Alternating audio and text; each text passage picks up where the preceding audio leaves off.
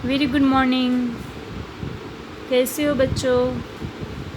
चलो, जैसे कि हम मैंने आप लोगों को जब फर्स्ट लेक्चर था, हमारा फर्स्ट पीरियड था, तभी आप लोगों को सबको बताया था कि हमारे संस्कृत में 3 लिंग है, पुल्लिंग, स्त्रीलिंग और नपुंसकलिंग। तो हमने अभी तक 2 लेशन का अभ्यास किया, प्रथम और द्वितीय, जिसमें प्रथम जो पार्ट था वो था अकारंत पुल्लिंग और जो द्वितीय पार्ट था वो था आकारंत स्त्रीलिंग।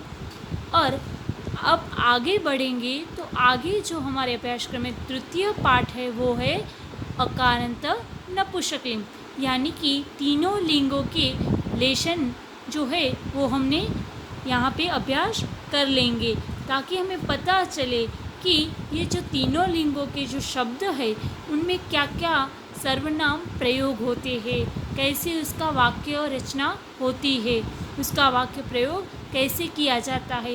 ये सारी जानकारी हमें ये तीनों लेशन में से हो जाएगी। हमने जो 2 लेशन किया उनमें हमें पता चल गया कि अकारंत पुल्लिंग जो शब्द है वो कैसे होते हैं, और द्वितीय पाठ का अभ्यास किया उनमें से हमें ये पता चल गया कि आकारंत स्त्रीलिंग वाले शब्द कैसे होते हैं।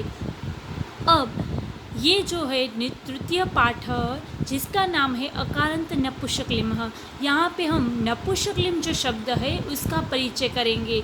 जैसे कि मैंने आपको समझाया था पहले ही पीरियड में कि नपुंसकलिंग यानी क्या, जो तीसरा लिंग है वो कैसा है, तो नपुंसकलिंग तो वो क्या है, तो जो पुल्लिंग में भी नहीं आता हो और जो स्त्रीलिंग में भी शब्द नहीं आते। यानी कि जैसे कि ये फ़ैन है, तो फ़ैन क्या है, तो फ़ैन है वो नपुंसकलिंग में आता है।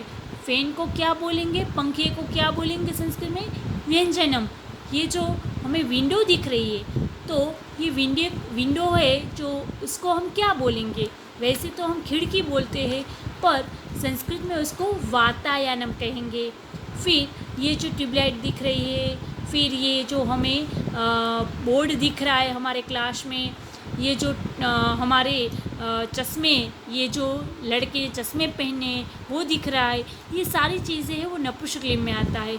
और संस्कृत में मोस्टली आप लोगों को एक बात का ध्यान रखना है कि नपुंसकलिंग जो शब्द होते हैं उनमें मोस्टली पीछे म होता है, जैसे कि व्यंजनम, वातायनम, उपनेत्रम, खनित्रम, सोपानम। ये जो सारे शब्द है वो सारे मैंने अभी बोले वो नपुंसकलिंग है, और सबके पीछे आप लोगों ने ध्यान से सुना होगा कि पीछे म आया है। यानी कि यहाँ पे हम जो शब्द का प्रयोग किया जा रहा है उनमें भी यहाँ पे हमें म दिख रहा है। खनित्रम, विश्राम गृहम, ये आप लोगों को यहाँ पे दिख रहा है। तो चलो आज हम ये लेशन का अभ्यास करते हैं। यहाँ पे आप लोगों को, आप देख सकते हो कि यहाँ पे आप लोगों को एक पिक्चर दिख रहा है। वो पिक्चर है वो एक कोई महिला है जो श्रमिका है, और वो श्रमिका है वो काम कर रही है। ओके, तो जैसे मैंने आप लोगों को पहले और दूसरे लेशन में समझाया था कि जब पास में कोई व्यक्ति खड़ा हो या कोई चीज़ की बात की हो तो उसकी वाक्य रचना कैसे होती है। तो यहाँ पे भी आप देख सकते हो कि ये जो लिखा हुआ है इसके पास में है ये पिक्चर, यानी कि क्या होगा, हम क्या बोलेंगे इसको कि यह काम कर रही है, या तो ये कर रहा है, या तो यह ये है। तो यहाँ पे क्या लिखा है कि एतत् किम, यानी कि ये पास में है इसीलिए यहाँ पे लिखा है एतत्। एतत् यानी कि यह, किम यानी क्या, एतत् किम यह क्या है, एतत् खनित्रम अस्ति। क्या कहा है यहाँ पे कि एतत् यानी कि यह, खनित्रम यानी कि कुदाल, अस्ति यानी है। यहाँ पे जो आप लोगों को दिख रहा है कि एतत् किम यह क्या है, एतत् खनित्रम अस्ति यह कुदाल है, ये आपको श्रमिका के हाथ में कुदाल दिख रहा है, तो ये खनित्रम अस्ति ये कुदाल है। श्रमिका खनित्रम चालयति, श्रमिका यानी कि ये जो महिला है उसको श्रमिका बोलेंगे क्योंकि काम कर रही है। खनित्रम यानी कि ये कुदाल, चालियती यानी चला रही है, श्रमिका क्या कर रही, कुदाल चला रही है। ये जो नपुंसकलिंग शब्द है उसके लिए यह जो हमें यह प्रयोग करना होगा और पास में होगा तो एतत् लगेगा। ये जो नपुंसकलिंग शब्द है इसके लिए ये दूर है। आप देख सकते हैं कि पिक्चर इससे दूर है। अगर कोई दूर व्यक्ति हो या तो वस्तु हो और एक वचन हो, यहाँ पे भी एक वचन हो, यहाँ पे भी एक वचन है, एक वचन हो और दूर हो तो उसमें क्या लगेगा, जैसे कि यहाँ पे एतत् है तो यहाँ से क्या हो जाएगा, ए निकल कर तत् सिर्फ रहेगा तो यहाँ पे क्या लग जाएगा, तत्। आप ऐसे भी याद रख सकते हो, इनमें कोई गलत नहीं है।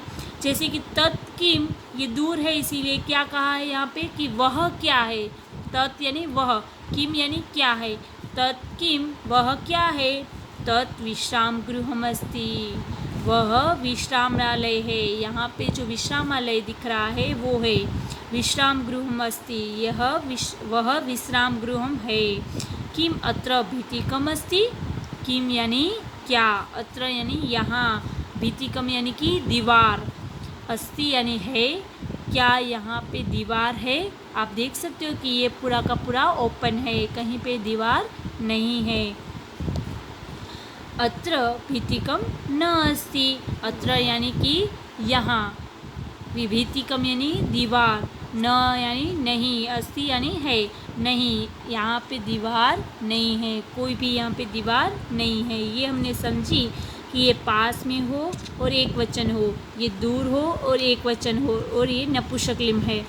तो जैसे हमने पुल्लिंग और स्त्रीलिंग में देखा था वैसे ही हम यहाँ पे लिख सकते हैं कि एतत् का मतलब होता है यह यानी पास, और तत् यानी वह और दूर। अब नेक्स्ट जो है यहाँ पे हम देख सकते हैं कि ये पिक्चर जो है वो क्या है, यहाँ से थोड़ा पास है और यहाँ पे द्विवचन की बात है।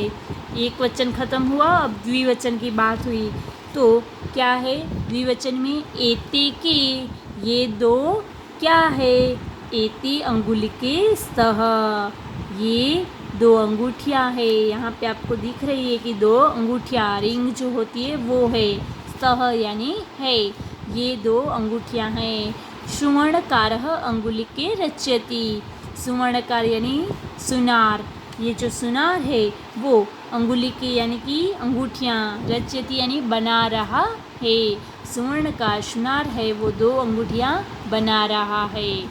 यहाँ पे द्विवचन है और पास में है इसीलिए एते का प्रयोग हुआ है।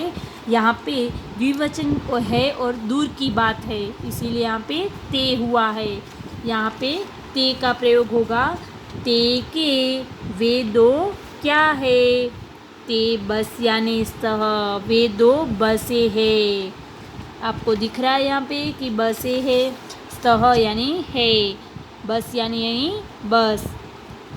ते बस यानी कुत्र गच्छतः, ते यानी वे दो, बस यानी कि बसे, कुत्र यानी कहाँ, गच्छत यानी जाती है, वे दो बसें कहाँ जाती है, ते रेल स्थानकम गच्छतः, यानी कि वे दो बसें कहाँ जा रही है, रेल स्थानकम यानी रेलवे स्टेशन, गच्छत यानी जा रही है। तो यहाँ पे हमने देखा कि ये द्विवचन है और द्विवचन में ये पास में हो तो एते लगता है, अगर द्विवचन में दूर हो तो ते लगता है।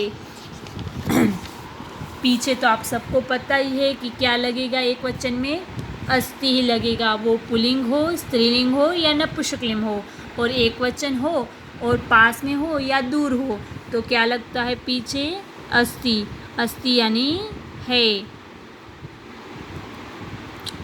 अस्ति का मीनिंग होता है। ये जो है वो एक वचन है।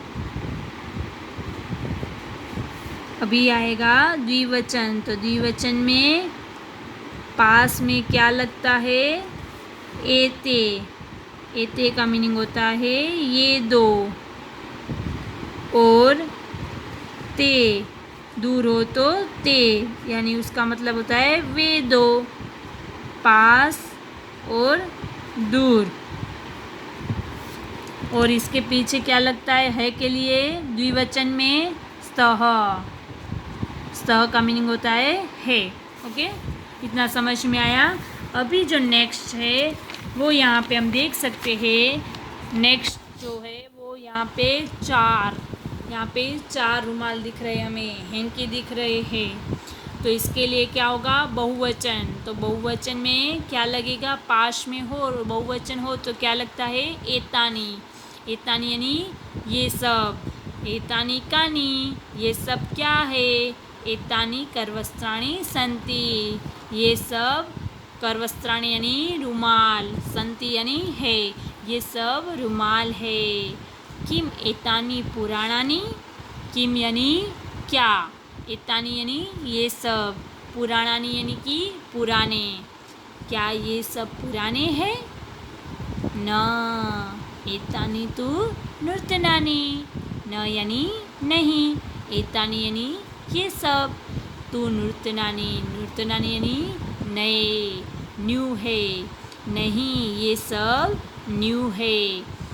तो यहाँ पे करवस्त्राणि यानी कि रुमाल की बात की गई है।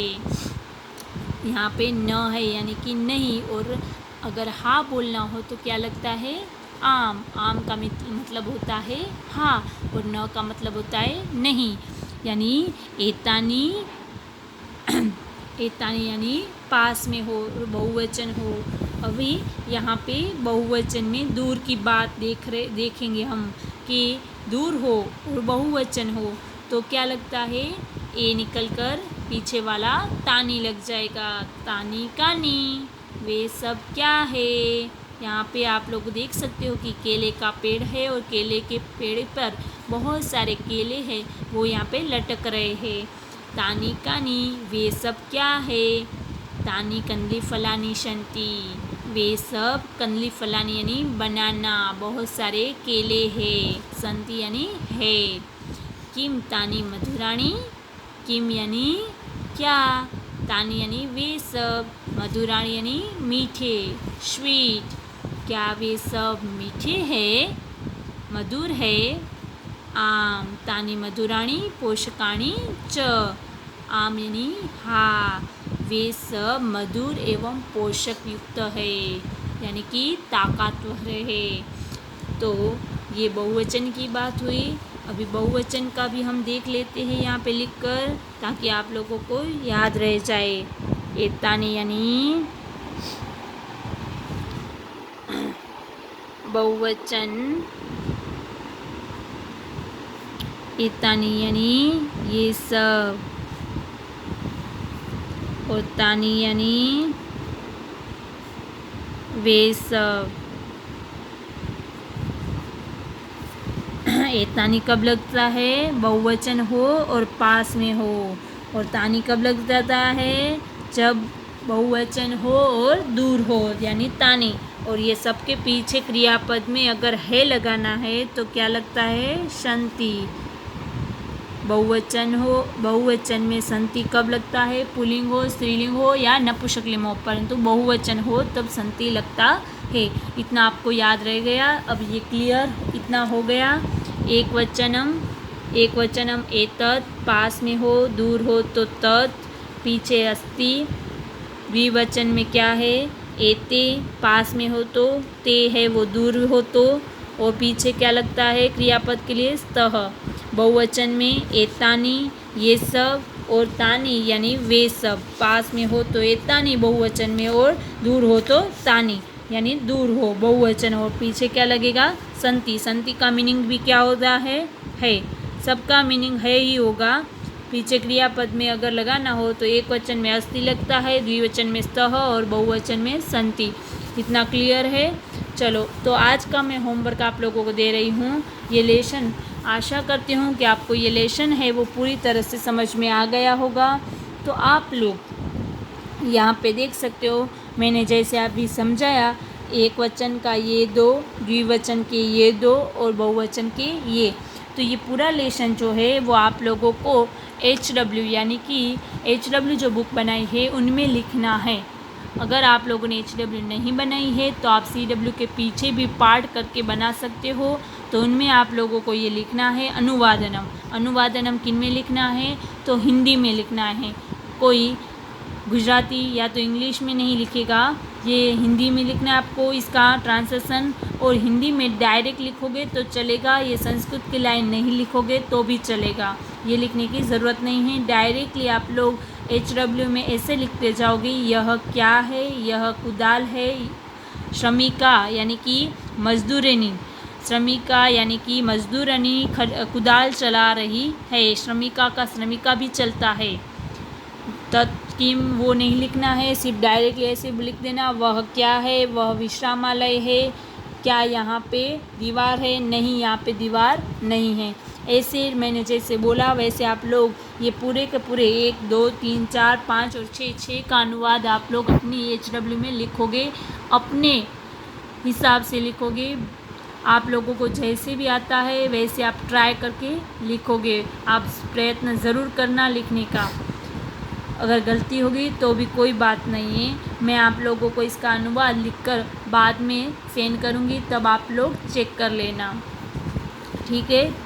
तो आज का होमवर्क आप लोग अपनी बुक में नोट कर लीजिए। Thank you.